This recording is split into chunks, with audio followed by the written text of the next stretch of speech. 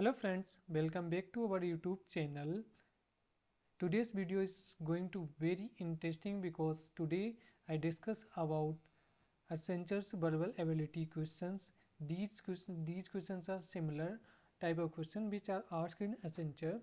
So basically Accenture में जो questions पूछे जाते हैं वो आपके sentence rearrangement से, preposition से, synonym से, antonym से एंड आपके filling the preposition and filling the verb, इस टाइप के सेंटेंस आपसे पूछे जाएंगे। और एक सेंटेंस या एक या दूसरे सेंटेंस आपको इस टाइप के मिल सकते हैं जिसमें सेंटेंस को पार्ट्स में डिवाइड किया गया होगा, फिर आपसे ये पूछा जाएगा उस सेंटेंस के कौन से पार्ट में एरर है। सो विदाउट फर्दर डिले हम अपना आगे का वीडियो स्टार्ट करते हैं। जैसे कि पहले क्वेश्चन में मेंशन दिया है, Nordisk has recently a product called glucometer. मतलब नॉर्डिस्क ने एक प्रोडक्ट को क्या किया जा सकता है, इसमें स्टार्टेड मतलब एक प्रोडक्ट को स्टार्ट किया, तो ये यहाँ पे अप्रोप्रिएट नहीं लग रहा है। इसी तरीके से एंडेड भी नहीं हो सकता, तो इसका जो करेक्ट आंसर है वो लॉन्च्ड होगा। Nordisk has recently launched a product, so this is the suitable answer of this question. Second, mark the one that does not belong to this group. Basically इस क्वेश्चन का मतलब ये है कि इनमें से जो तीन ग्रुप हैं वो किसी एक कैटेगरी को बिलोंग कर रहे हैं और एक जो ऑप्शन है वो डिफरेंट कैटेगरी का है। तो तुम्हें जो डिफरेंट कैटेगरी का जो ऑप्शन है उसको चूज करना है। जैसे हम अगर जो बात करें इनवॉइस की, सेल्फ टैक्स की और ट्राई की, तो बेसिकली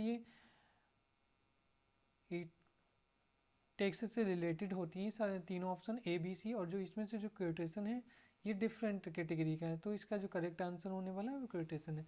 अगला जो क्वेश्चन है वो इस टाइप का क्वेश्चन है जिसमें ये एक सेंटेंस दिया है, सेंटेंस को पार्ट्स में डिवाइड किया गया, जैसे कि first part, second part, third part और फोर्थ पार्ट। तो इसमें आपको ये बताना रहता होता है कि सेंटेंस के कौन से पार्ट में मिस्टेक है। तो अगर जब इस सेंटेंस को पढ़ते हैं तो लिखा है, be discussed about the problem so thoroughly on the above examination that I found it very easy to work it। और फोर्थ ऑप्शन को आपको जब चूज करना होता है जब सेंटेंस में कोई एरर नहीं होती। तो जब हम यहाँ पे देखते हैं तो जैसे लिखा है, that I found it very easy to work it, तो इसमें तो कोई मिस्टेक लग नहीं रही। On the eve of examination, ये भी सही लिखा है। लेकिन यहाँ पे हम देखते हैं डिस्कस्ड के बाद अबाउट लगा है, जो कि डिस्कस्ड के बाद हम किसी भी प्रपोजिशन का यूज़ नहीं करते हैं, तो इसलिए यहाँ पे जो मिस्टेक है वो बेसिकली सेंटेंस के फर्स्ट पार्ट में। तो इसका जो करेक्ट आंसर है वो ऑप्शन नंबर ए है। अगला क्वेश्चन भी सेम टाइप का है, do the roses in your garden. क्या तुम्हारे गार्डन में जो रोजेस हैं मोर स्वीटली, यहाँ पे देखो किसका यूज किया गया, स्वीटली, जबकि यहाँ पे हम कंपरेटिव डिग्री का यूज कर रहे हैं, तो यहाँ पे हमें क्या होना चाहिए, स्वीटर होना चाहिए। तो जो मिस्टेक है वो हमारे सेंटेंस के कौन से पार्ट में, सेकेंड पार्ट में। तो इसका जो करेक्ट आंसर हो गया वो सेकेंड। थर्ड क्वेश्चन में आपको एक वर्ड को हाईलाइट किया गया है, जैसे यहाँ पे लिखा है tick same meaning of the highlighted word. तो तुम्हें सेम मीनिंग का मतलब क्या हो गया, इसका सिनोनिम्स फाइंड करना है।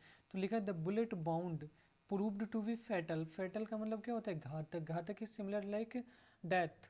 ठीक है, तो इसका जो करेक्ट आंसर होगा, जैसे ग्रीफ, ग्रीफ का मतलब दुख होता है, तो ये यहाँ से डेंजरस भी नहीं हो सकता, खतरा सीरियस भी नहीं हो सकता, तो इसका आंसर क्या होगा, फैटल मतलब घातक। घातक का मतलब क्या होता है, लाइक डेथ, तो इसका जो करेक्ट आंसर होगा वो डेडली होगा। ठीक है, अगला क्वेश्चन, द पाइनियर्स। पाइनियर्स मतलब होता है अग्रदूत। The pioneers left a blazing trial of courage, meanness and charity. तो इसकी जो सेम मीनिंग होगी, इन्वेंटर्स। इन्वेंटर्स क्या होता है, जो किसी चीज़ को खोजते हैं। जब पाइनियर्स मतलब होता है अग्रदूत, जो पहले से तुम्हारी सूचना को प्राप्त कर लेते, बता देते हैं तुमको। एक्सप्लोरर्स मतलब जो चीज़ को एक्सप्लोर करते हैं। एडवाइजर आप समझते होंगे, तो इसका जो करेक्ट आंसर होने वाला है वो सेटलर्स होने वाला है।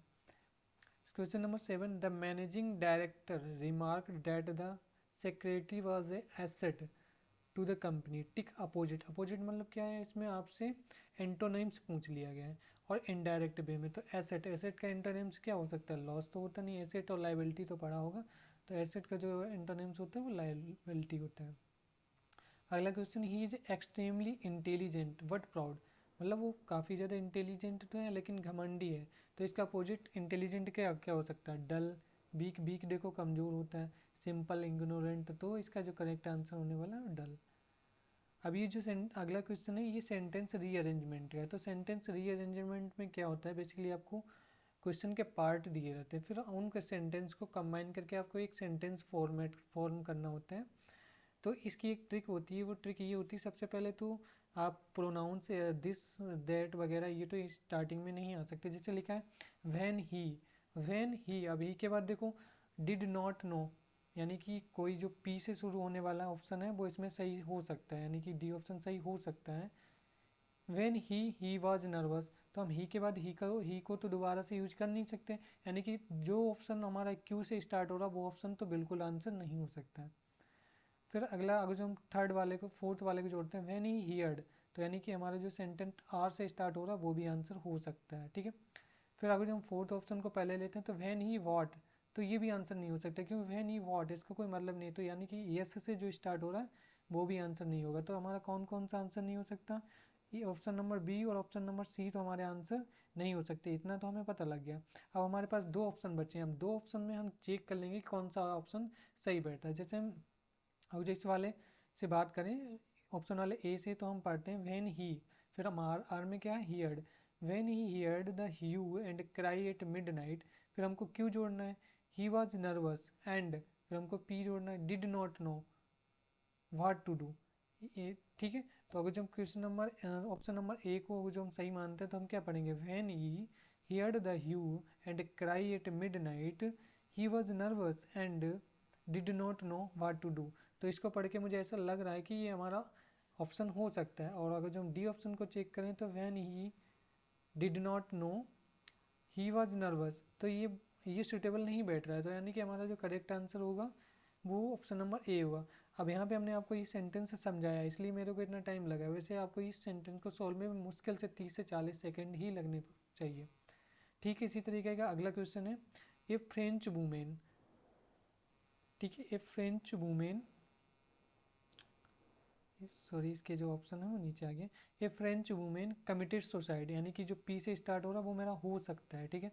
A French women where she had put up, तो यानी कि जो क्यू से स्टार्ट होने वाला वो तो मुझे लग रहा है कि नहीं होने वाला है, तो यानी कि ऑप्शन नंबर बी तो डिस्कार्ड हो गया already. When a French women who had come to Calcutta, ये भी हो सकता है, यानी कि आर से स्टार्ट होने वाला भी हो सकता है। A French women by jumping, ये भी कुछ नहीं बन रहा है, तो यानी कि यस से स्टार्ट होने वाला भी नहीं हो सकता। तो हमारा ऑप्शन नंबर डी और ऑप्शन नंबर क्यू तो किसी तरीके से नहीं हो सकता। अब हम ऑप्शन नंबर ए चेक करेंगे, तो a French women committed suicide who had come to Calcutta where she had, अब देखो दो लाइन तक तो ये सही चल रहा था, लेकिन जैसे हमने क्यू को ज्वाइंट किया where she had put up, तो वैसे ही मुझे ये लगा कि ये सेंटेंस करेक्ट नहीं है। अब हम ऑप्शन नंबर 4 को चेक करेंगे, ऑप्शन नंबर 4 को जब हम चेक करते हैं तो लिख के आ रहेगा a French women, sorry option number C को चेक करेंगे, a French women who had come to Calcutta, एक फ्रेंच वुमेन जो कलकत्ता आई थी, कमिटेड सुसाइड, उसने सुसाइड कर लिया, by jumping from the first floor balcony of the hotel where he had put up, तो इसका जो करेक्ट आंसर होने वाला है वो ऑप्शन नंबर सी होने वाला है, ओके। तो इस तरीके से अभी मैंने आपको समझाया था, मेरे को टाइम लग रहा था, वैसे आप इस सेंटेंस को जल्दी से जल्दी रीअरेंज कर सकते हैं। अगले में देखो क्या लिखा है, the grapes are now enough to be picked, तो इसमें से कौन सा रेडी तो हो नहीं सकता, मतलब तैयार है, मेच्योर, मेच्योर किसके लिए यूज करते हैं, किसी पर्सन के लिए, तो इसका जो करेक्ट आंसर होगा ये तो बहुत सिंपल है, राइप होगा, ठीक है। The grapes are now ripe enough to picked, यानी कि अंगूर इतने पक चुके हैं कि उन्हें तोड़ लिया जाए। It dash that Prashant will not be selected for the post, मतलब इस सेंटेंस के जो हम हिंदी निकालते हैं तो इसका मतलब ये निकल रहा है कि it is that Prashant will not be selected, मुझे ऐसा लगता है कि प्रशांत का सिलेक्शन नहीं हुआ, तो इट फील्स, अब हम महसूस तो नहीं करेंगे ना इस चीज़ को, तो ये तो ऑप्शन नहीं होगा। लुक्स देख के भी नहीं बताएंगे, बिलीव्स विश्वास भी नहीं करते हैं, तो इसका जो करेक्ट आंसर होगा सीम्स, मुझे ऐसा लगता है, तो यहाँ पे सीम्स का यूज करेंगे, ठीक है। I have not seen you, मैंने तुमको नहीं देखा। ए बीक, अब यहाँ पे देखो ए बीक, यहाँ पे किसी पार्टिकुलर बीक की बात नहीं की गई।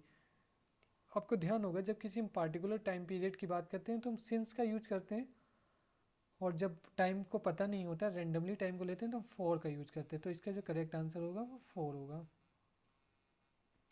लाइफ इज टू डैट, अब ये देखो इसमें भी एंटोनिम्स टाइप का ही है, लाइफ इज डैट मतलब अगर जो लाइफ का मतलब डैट है तो एज, इसी तरीके से प्लेजर का मतलब क्या होगा, तो प्लेजर मतलब आनंद होता है, तो पॉवर्टी मतलब गरीबी होता है, तो ये तो नहीं होगा क्योंकि ये रिच का एंटोनिम्स है। सफरिंग हो सकते हैं लेकिन यहाँ पे आपको अप्रोप्रिएट ढूंढना पड़ता है। एंग्यूस पेन, तो इसका जो करेक्ट आंसर होने वाला है वो पेन होना है, पेन होने वाला है, ठीक है। अगला Y did you through the bag away, यहाँ बेसिकली तुम्हें ये बताना है कि यहाँ पे कौन, बेसिकली ये वाला जो पार्ट है इसका ये पार्ट हाईलाइट होगा कि इसमें से यहाँ पे तुम किस चीज़ को रिप्लेस कर सकते हो, या ये फिर सेंटेंस सही है। जैसे पहला ऑप्शन है why did you not throw होना चाहिए, या हैड यू नॉट थ्रो होना चाहिए, डिड यू नॉट थ्रोन होना चाहिए।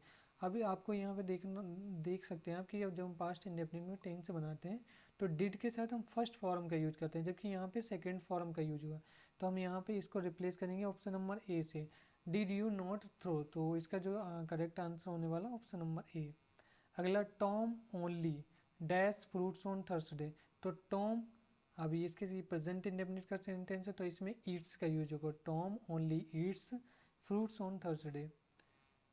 Basically these are 15 questions which are similar to asked in essential. यदि आपको वीडियो से थोड़ी बहुत भी वैल्यूएबल इन्फॉर्मेशन मिली हो तो प्लीज़ वीडियो को लाइक करके अपने फ्रेंड्स के साथ ज़रूर शेयर करें। एसेंशियल में इसी टाइप के क्वेश्चन पूछे जाते हैं और मैं और भी वर्बल एबिलिटी के इस तरीके की वीडियो लेके आऊँगा।